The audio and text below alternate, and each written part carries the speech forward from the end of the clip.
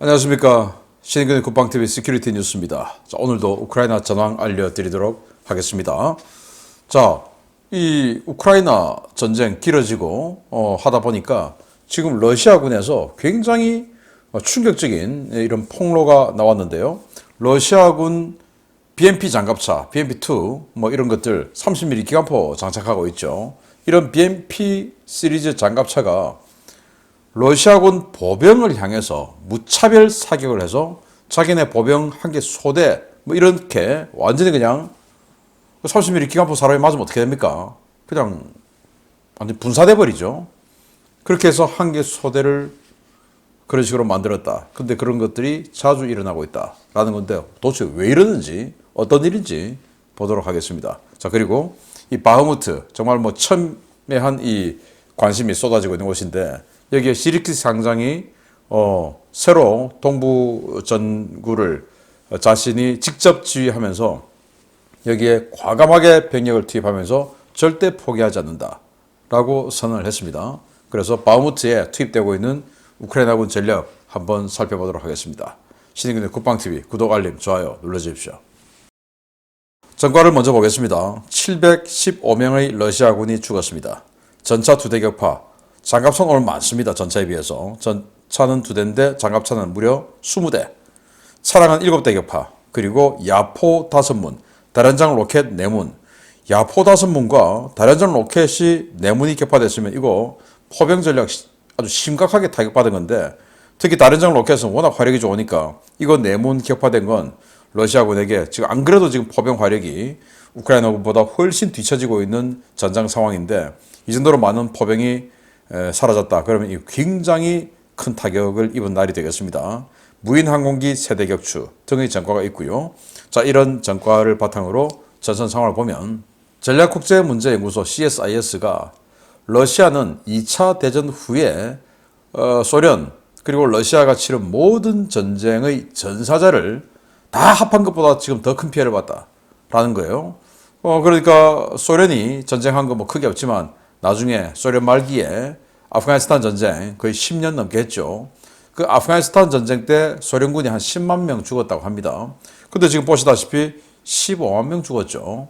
그리고 이제 소련이 해체된 이후에 냉전, 탈냉전 시대에 들어와서 체첸 1차 전쟁, 2차 체첸 전쟁, 남오세티아, 조지아 뭐 이런 그 전쟁들이 있었는데 그 모든 것을 합한 것보다 지금 더 큰 피해를 입고 있다라고 하니까 정말 저희들이 알려드리고 있는 이런 전과가 결코 거짓이 아니다라는 걸 알 수가 있고 러시아 그리고 푸틴은 괜히 3일 만에 전쟁 끝낼 수 있다라는 그 믿음을 가지고 해서 이런 피해를 입고 있는 거죠.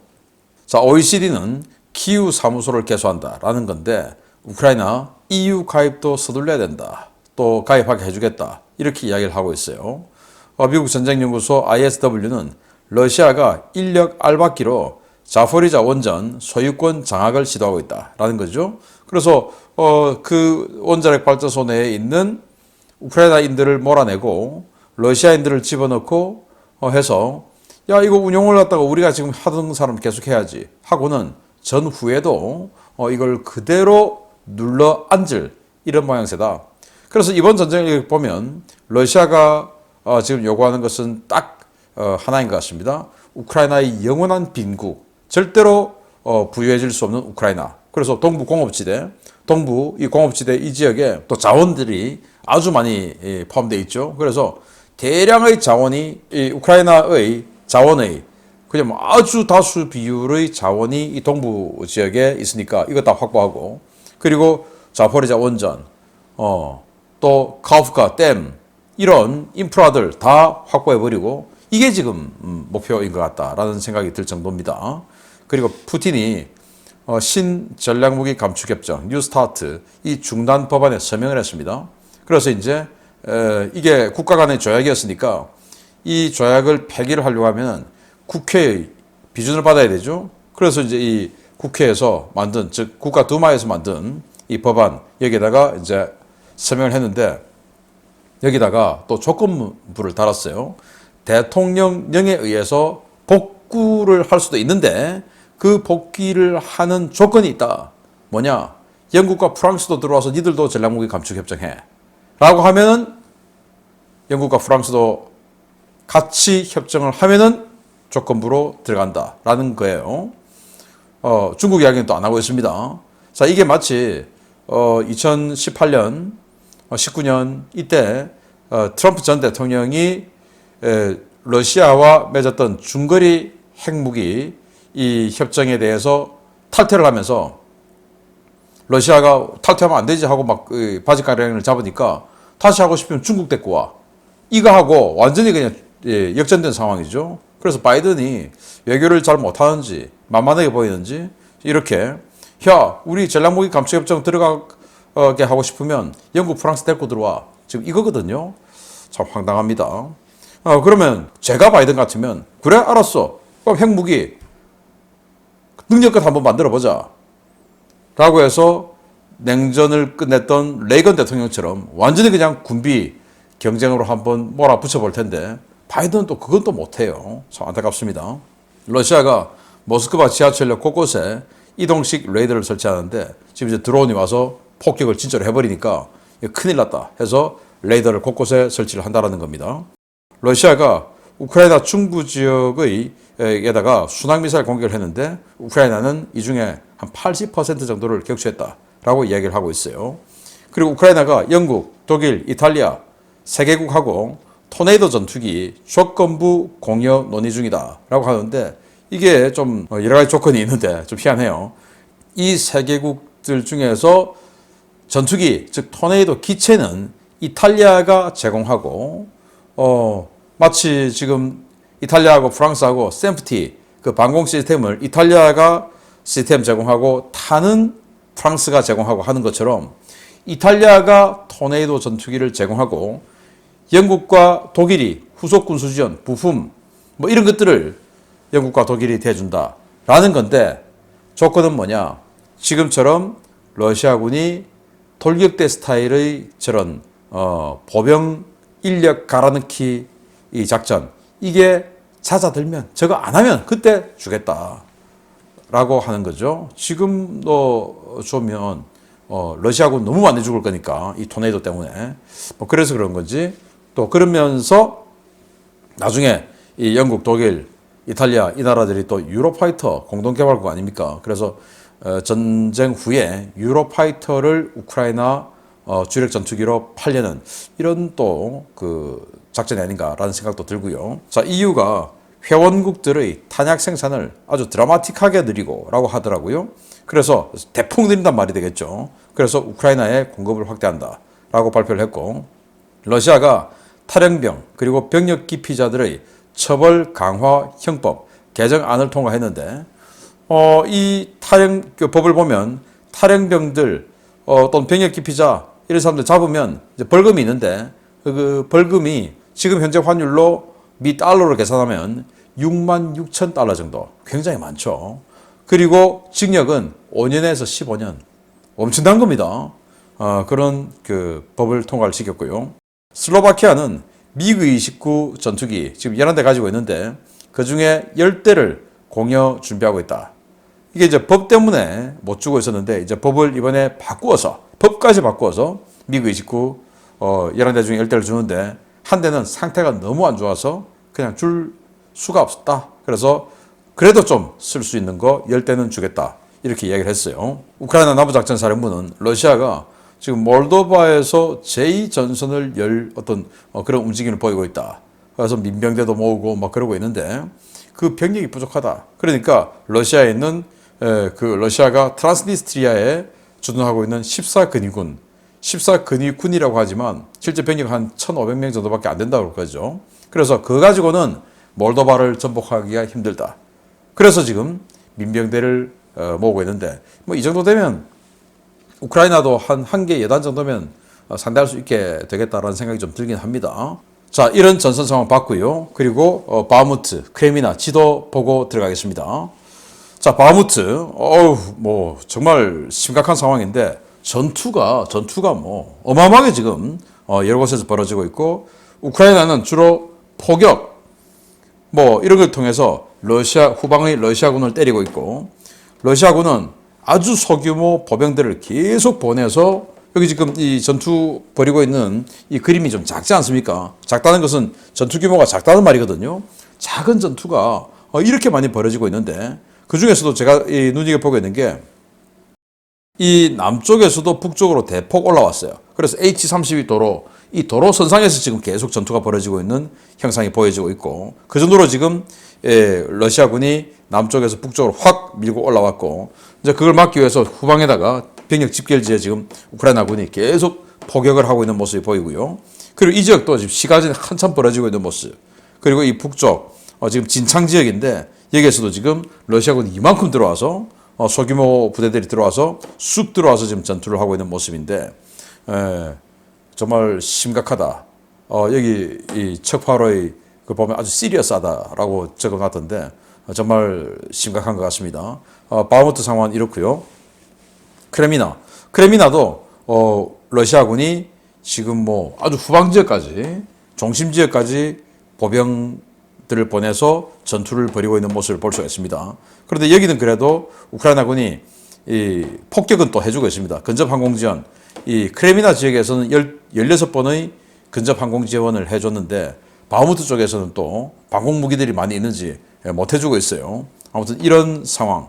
여기도 보면 P66 도로를 중심으로 싸우는 게 아니라 P66 도로를 초월해가지고 지금 서쪽에서 주로 전투가 벌어지고 있는 모습을 보이는데 이 숲지역에서 러시아군이 그 장갑차가 20대 그 숲지역에서 또 계속 이 지역에서 파괴되고 있다고 합니다. 바보죠.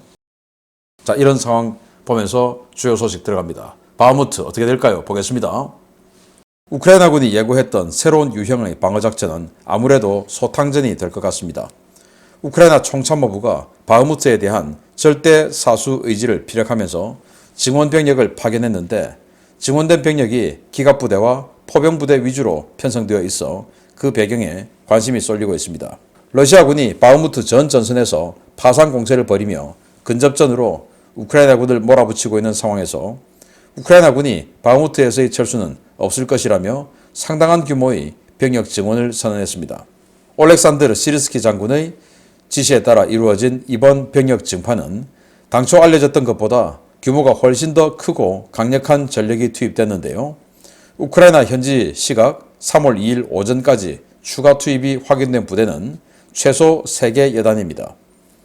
현지 오신트 소식통들은 지금까지는 손상된 방어선에 소규모 증원 부대를 찔끔찔끔 보내는 형태로 방어선을 유지해왔지만 앞으로는 더 과감한 방어전이 예상된다라며 시르스키 상장이 바흐무트 전선을 직접 지휘하기 시작한 만큼 대규모 제대가 투입될 가능성이 높다라고 평가했습니다.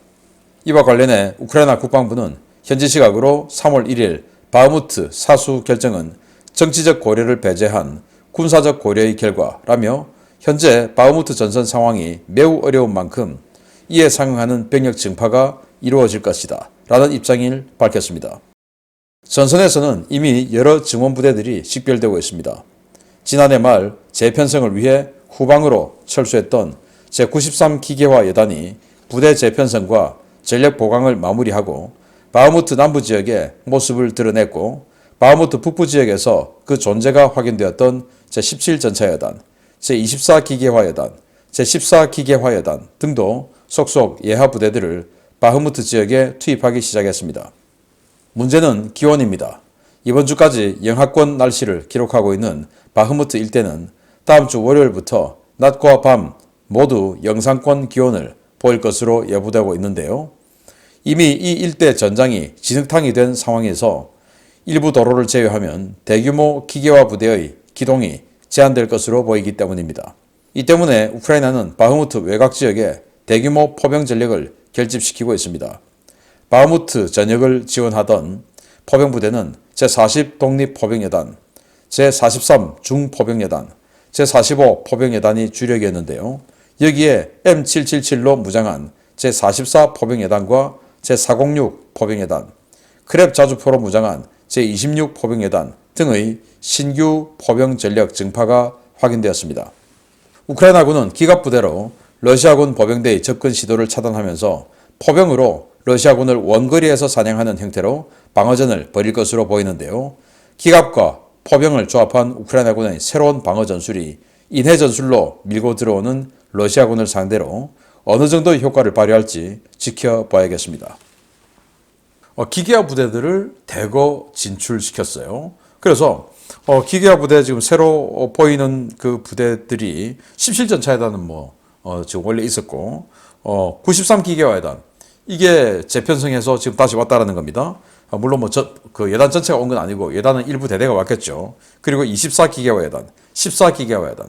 그러니까 전차 예단 하나, 기계화 예단 3개의 전력들이 지금 전부 또는 일부 전력들이 왔다라는 것은 전차나 장갑차가 그만큼 지금 많이 왔다라는 건데, 자, 이 사진을 한번 보시게 되면 이게 지금 T-72B3 전차예요. T-72B3 전차는 우크라이나에 원래 없었습니다. 그런데 지금 우크라이나 길을 달고 있죠. 이건 뭐냐? 노획한 건데 지금 러시아군은 T-72B3 없어요. 다 파괴되거나 노획당했기 때문에 이렇게 T-72B3로 무장한 우크라이나군이 들어오고 있어요. 들어오고 있고 그런데 이 지금 현재 상태가 도로가 이제 진창으로 변하고 있는 겁니다. 지난주까지는 그래도 영하였는데 이제 다음 주부터는 이번 주까지도 그래도 야간에는 영하인데 다음 주부터는 야간도 영상, 주간은 그러니까 2도에서 한 9도, 최저 2도에서 최고 9도 이런 기온이 되어버리는 겁니다. 그러면은 당연히 이제 얼음이 녹죠. 지금도 이런데 훨씬 더 질게 변하겠죠. 그러면 이 기계화 부대들이 제대로 기동을 못 하는데 근데 왜 이렇게 많이 들어오냐?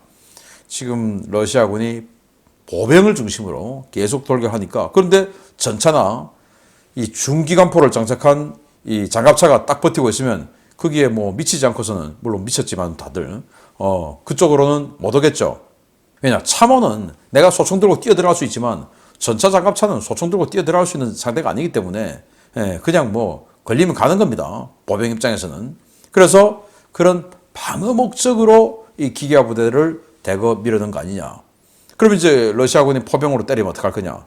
그래서 포병을 뒤에 대기시켜서 더 사거리가 긴 포병을 대기시켜서 포가 뜨면 바로 대포병 사격하기 위해서 대기시키고 이런 거 아니냐. 또 이제 러시아군이 포가 지금 워낙 적으니까 라는 거고. 그래서 시르스키 상장이 더 파워가 있으니까 과거처럼 찔끔찔끔이 아니라 아예 그냥 왕창 그냥 대폭 수유를 해주는 거죠. 찔끔찔끔이 아니고. 그렇게 해서 바흐무트 완전 지켜내겠다라고 선언을 했는데 정말 지켜내기를 바랍니다. 다음 소식입니다. 놀랍습니다. 러시아군은 대대급 편제인 한 개 돌격대에 12대 정도의 장갑차를 편성해 보병 돌격대에 근접 화력 지원 임무를 부여하고 있는데요. 이 장갑차들이 화력 지원이 아닌 다른 임무를 위해 편성된 것이라는 충격적인 폭로가 나왔습니다. 전선에서 이탈한 병사들이 푸틴에게 보내는 영상 편지를 써서 상황을 성토했는데 영상이 퍼지면서 러시아 사회가 동요하고 있습니다.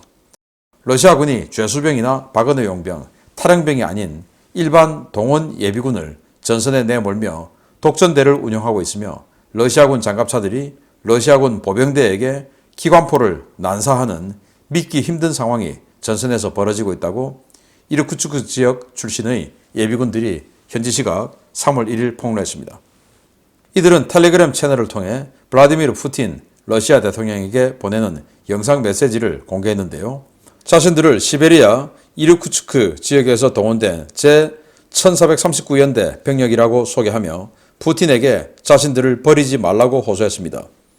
그들은 우리는 이르쿠츠크에서 12월 31일 소집되어 노보시비르스크를 거쳐 도네츠크 인민공화국으로 보내졌다라며 우리는 대통령인 당신이 우리를 도와줄 것을 요청하며 전선에서 벌어지고 있는 무자비한 범죄 행위와 무법 행위들을 처리해 줄 것을 요청한다 라고 밝혔습니다. 이들은 자신들이 도네츠크 인민공화국 제1군단 산하의 제1슬라브 여단으로 편성되어 도네츠크 도착 당일 아우디우카 전선에 투입됐다고 밝혔는데요. 아우디우카 전투에서는 포병이나 기갑 차량의 지원이 일절 없었고 맨몸으로 우크라이나군 요새 진지로 돌격하라는 명령을 받아 숱한 병사들이 사망했다고 성토했습니다. 이들은 우리는 면전에서 우리를 소모품이라고 부르는 이름도 계급도 모르는 지휘관에게 돌격을 강요받고 있는데 이 지휘관은 살아서 집에 돌아가는 길은 중상을 입는 것뿐이다 라고 협박하고 있다 라며 우리 군 검찰은 우리를 죽이려 하는 이자들과 완전히 한통속이다. 대통령이 나서야 한다. 라고 성토했습니다. 이들은 우리 대대는 은폐물도 어머나 공중지원, 화력지원도 없이 전선에 내몰리며 5번이나 전멸했다. 라며 우리를 지원해줘야 할 BMP 장갑차들은 절반은 고장났고 절반은 적이 아닌 우리에게 포를 쏘고 있다. 라고 성토했습니다. 가장 경악할 만한 것은 한 개 소대 규모의 동원병들이 돌격 명령을 거부하고 민가 건물에 숨어들자 현장 지휘관이 내린 결단인데요. 이 지휘관은 BMP 장갑차들을 끌고 와서 예비군들이 숨어있는 건물에 집중 사격을 가했고 예비군들은 초토화된 건물 안에서 갈기갈기 찢겨 죽임을 당했습니다.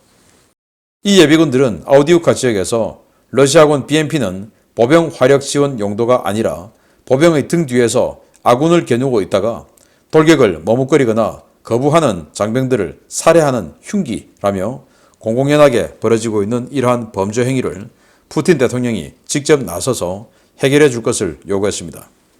문제는 푸틴 역시 이러한 전쟁 범죄 행위의 공범이자 최종 결재권자라는 점인데요. 장갑차를 끌고 와서 아군의 등 뒤에 포탄을 꽂는 러시아군, 정말 상상도 하기 힘든 막장극의 끝판을 보여주는 것 같습니다. 놀랍습니다. 네, 여기 지금 후라시로 뭔가를 읽고 있어요. 후라시 지금 비춰놨죠. 고개를 푹 숙여 있는데 왜냐? 좀 끌려가서 어떻게 처벌을 받게 될지 모르니까 일단 자신들 얼굴을 지금 안 보이려고 후드를 쓰고 고개 숙이고 또 여기는 마스크를 하고 이렇게 해서 읽고 있습니다. 지금 탈영한 상태예요, 지금. 그래서 우리 살려달라 라고 하고 있다는 건데 이건 뭐 이런 사람들이 이 예비군들이 가족들과 친지들에게 보내는 이 텔레그램 또 문자 메시지들이에요. 여기 보면 뭐 우리 몇 번이나 전멸했다. 뭐 이런 이야기도 있고 우리에게 쏘고 있다. 뭐 이런 이야기도 있고 뭐 기가 막힙니다. 이게 지금 러시아의 현실이다.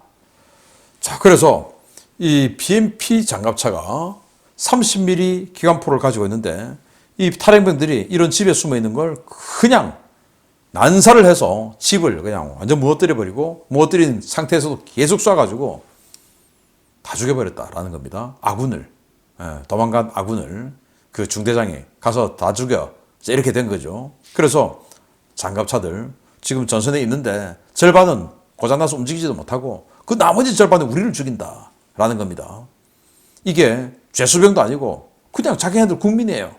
시베리아 바이카로스 인근에서 예비군 동원돼서 지금 전선에 가자마자 바로 아우디우카, 완전 도시가 소멸했다고 하는 그 아우디우카에 투입되었고 너무나 힘드니까 탈영을 해서 집에 가고자 하는데 이런 식으로 쏴버리더라. 소대 전체를 죽여버리더라.